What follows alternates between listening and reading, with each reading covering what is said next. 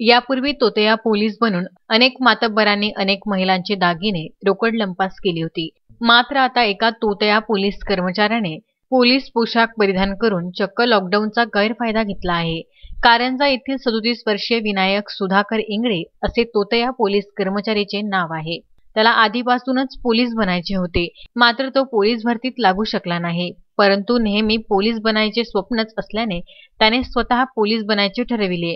एका ठिकाणी जाऊन त्याने पोलीस पोशाख बनविला, मग काय बाहेरगावी पोलीस असल्याची बतावणी करून नागरिकांची लुबाडणूक सुरू केली। त्याने घरी सुद्धा पोलीस झालो, ट्रेनिंगला जायचं आहे असं सांगून बाहेरगावी कंपनीत काम करायचा।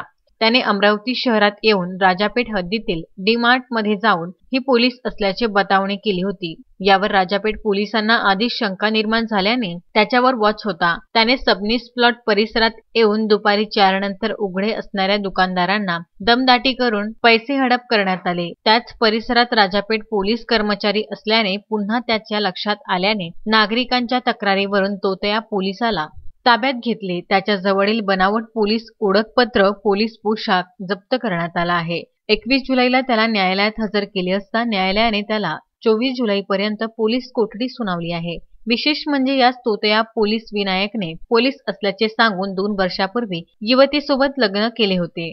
अजय शृंगारे, विदर्भ न्यूज, अमरावती।